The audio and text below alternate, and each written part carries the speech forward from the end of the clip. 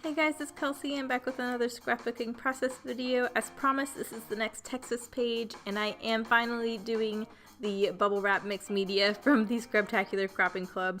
I'd mentioned I meant to do this on my Felicity Jane layout, but it didn't happen, so I'm doing it on this one.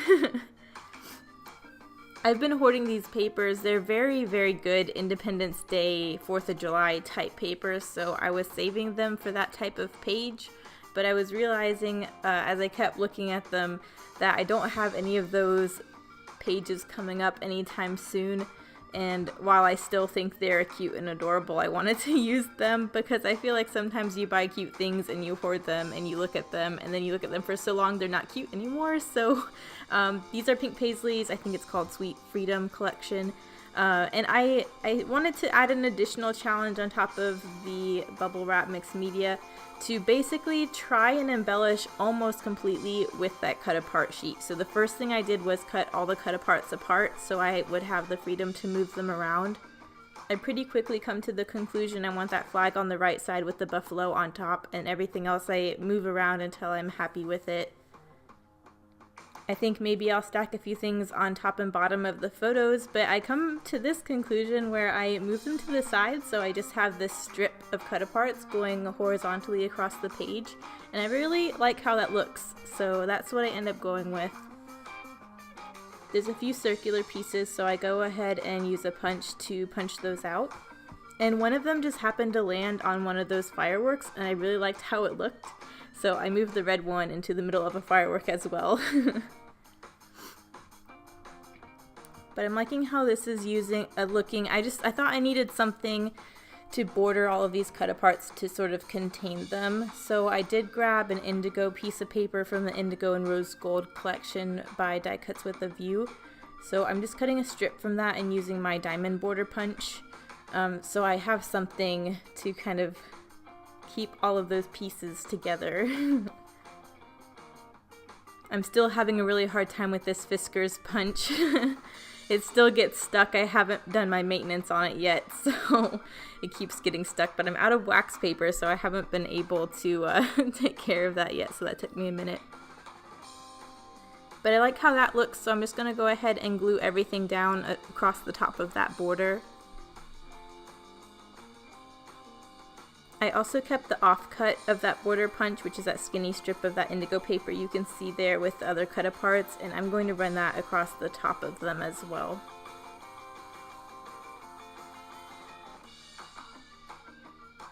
So now I'm remembering last time I stuck everything down before I did my bubble wrap mixed media, so before I get any further I want to go ahead and get this down. I thought it would be really cool effect to do it in white, so it would be subtle, sort of white on white.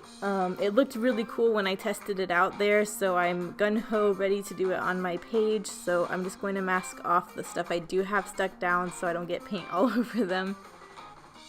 My idea was to do it coming out of around the photo and then also in the upper right hand corner.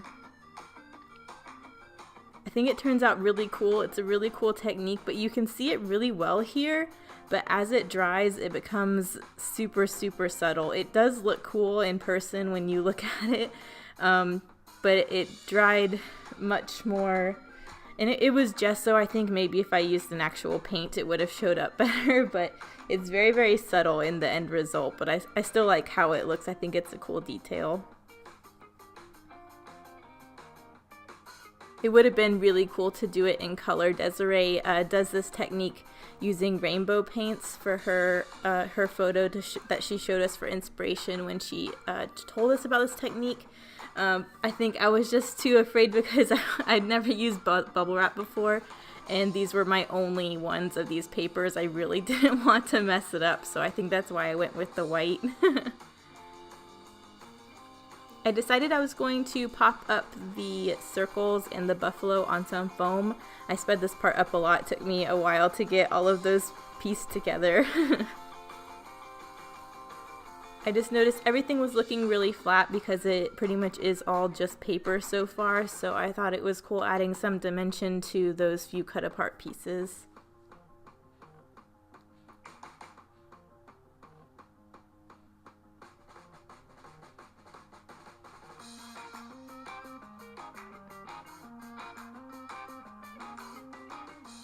There we go. I think when I started I didn't realize how time consuming the buffalo would be with all of his little legs.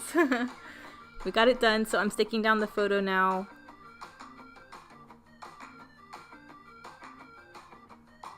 And then those little banners. So I know I need something, so I'm trying to think about what I can add. I like how it's looking so far. I end up going for some vellum and a doily, so I think that really helps add some texture. I just wanted a little something on the left side of that photo. And then I wanted something down by the buffalo as well. I was looking through my cut aparts to see what else I can use. Some of it wasn't relevant because this wasn't an Independence Day 4th of July thing. It was just a state capital. So I really liked the patriotic vibe. I thought it was super appropriate, but some of the sentiments weren't. But I did find this floral piece that worked really well, so I just fussy cut that to go up by the doily.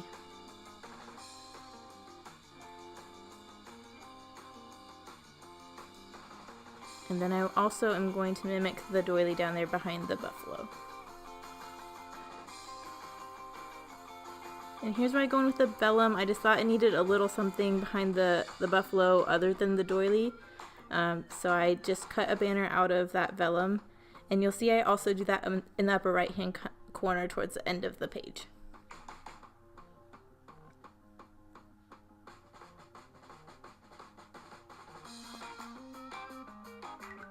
I sped this part up a lot, so I pulled out my wood veneer. I thought the wood veneer added a really cool touch. It was sort of the same color of the building, and with this kind of rustic distressed like paper, it looked really good.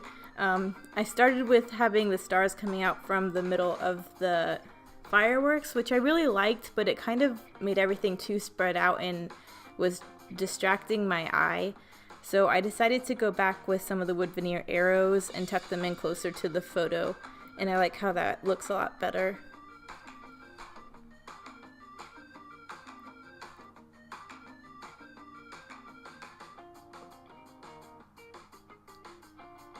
I did decide to put some stars down by the buffalo though. I thought he needed some wood veneer as well.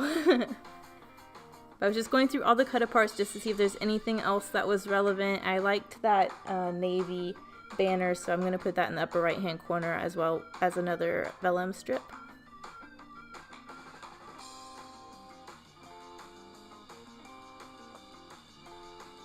There we go. So there's that page. This one is done. I'm getting caught up on all my 2018 challenges, so I don't know how the double challenges will go for the rest of the year because they're sort of dwindling, but I like how this one turned out. I'm glad I finally got the bubble wrap used up. Thanks for watching. Bye.